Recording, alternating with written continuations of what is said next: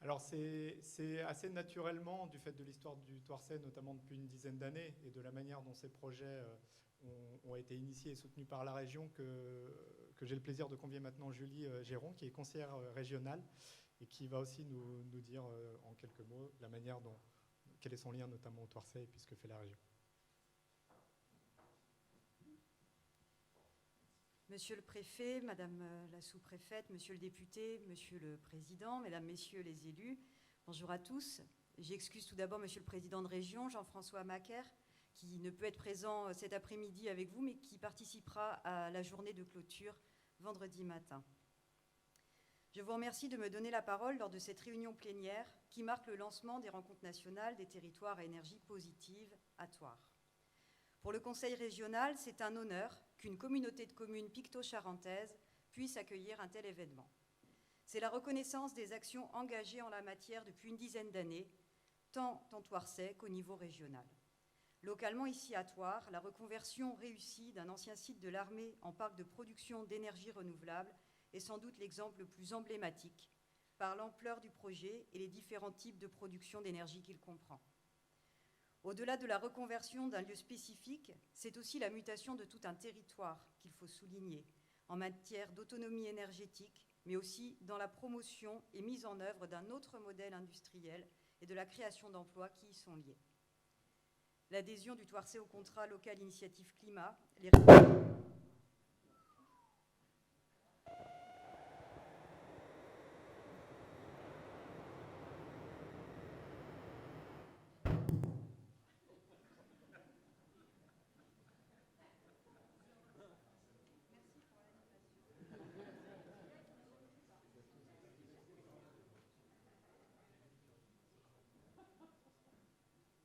Merci pour l'animation. Donc, l'adhésion du Thouarset au contrat local initiative climat, les rénovations et constructions de bâtiments publics basse consommation ou à énergie positive participent de cette dynamique globale de la mise en œuvre d'un nouveau modèle énergétique qui contribue à la réduction de gaz à effet de serre sur ce territoire.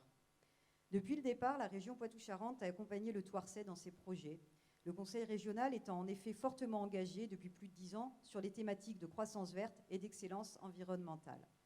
Nous y sommes engagés parce qu'il s'agit d'un soutien à une activité économique et à des emplois non délocalisables, qui prend aussi une dimension sociale à travers l'adaptation au changement climatique et la prise en compte des impacts socio-économiques qu'ils engendrent.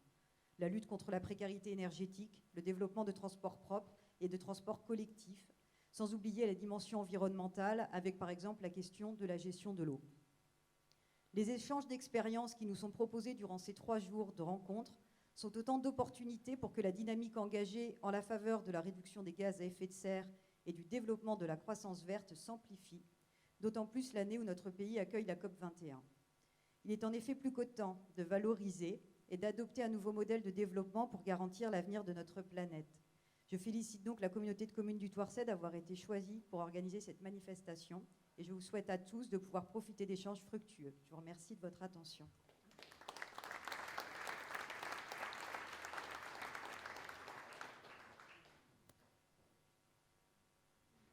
Bon, celui-ci, il a explosé, on dirait.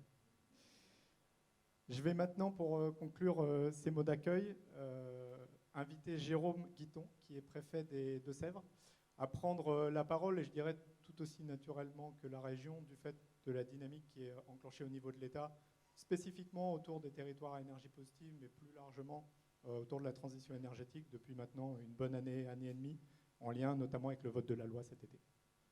Je vous laisse la parole. Du coup, je vais vous confier mon micro. Oui, c'est plus sûr. Jérôme Guiton, alors je dis Guiton parce que Guiton est un nom très répandu en Poitou, assez prestigieux d'ailleurs, depuis le maire de La Rochelle en 1627. Je n'ai pas l'honneur d'en descendre. Guiton est plutôt un nom originaire du Rhône, mais je m'adapte. J'en suis à mon 12e poste.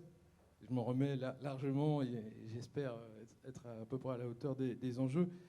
Ce que je veux dire, en tout cas, moi, pour ne pas faire plus long, puisqu'on est parti un tout petit peu en retard, c'est que les services de l'État en Deux-Sèvres, évidemment, partagent la fierté des élus et de l'ensemble des autres acteurs locaux ici pour vous accueillir pour ces 5e rencontres nationales énergie et territoires ruraux. Alors, puisque le sous-titre, c'est vers des territoires à énergie positive. Bien sûr, les services de l'État, c'est préfecture, sous-préfecture, direction départementale, je pense à la DDT, M. Jacobson ici la représente dans les Deux-Sèvres. Direction régionale, c'est les DREAL notamment au premier rang. Établissement public de l'État, on a toute une série qui travaille sur ces chantiers. Bien sûr, nous sommes tous ici, comme partout ailleurs, mobilisés sur l'une des principales priorités probablement la seconde, après l'emploi, mais au fond, ça peut être la même. On marche du même pas à l'échelon de l'État et de la République.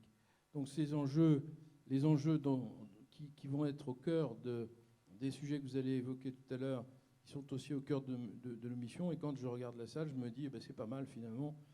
On n'est pas tout seul.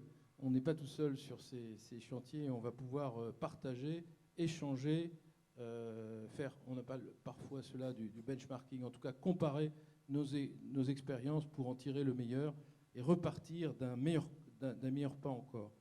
Alors, c'est vrai que les Deux-Sèvres, j'avoue que j'en suis assez ravi. Moi, depuis 9 mois que je suis ici, je constate que les Deux-Sèvres sont probablement sur ces sujets-là, allez, disons-le, les meilleurs de Poitou-Charentes. Et Poitou-Charentes est très très bien placé sur toutes ces problématiques, et notamment de la transition énergétique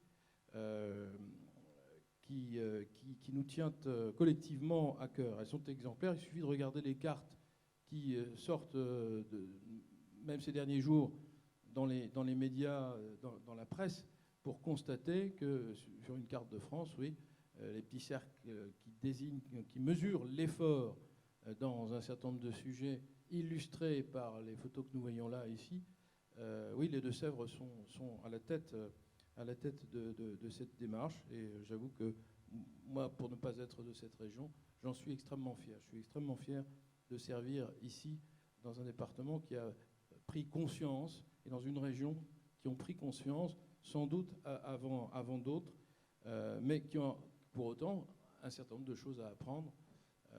Et vous êtes là pour le partager. Alors sur la méthode, je dirais pas grand-chose, sinon qu'il faut cet échange. Il faut cet échange. Pour un préfet, pour un serviteur de l'État, le souci sur tous ces sujets-là, c'est de concilier des choses qui sont apparemment quelquefois un tout petit peu contraires. Je pense aux éoliennes qui sont plantées là sur une photo. Pas toujours facile d'instruire avec DREAL ou DDT des dossiers d'éoliennes. Oui, il faut concilier d'un côté le paysage, l'environnement, le patrimoine, et puis de l'autre, bien sûr, les impératifs de la transition énergétique et du développement économique. Ce souci de conciliation, je pense qu'il est il est au premier rang de nos méthodes. Mais ça marche.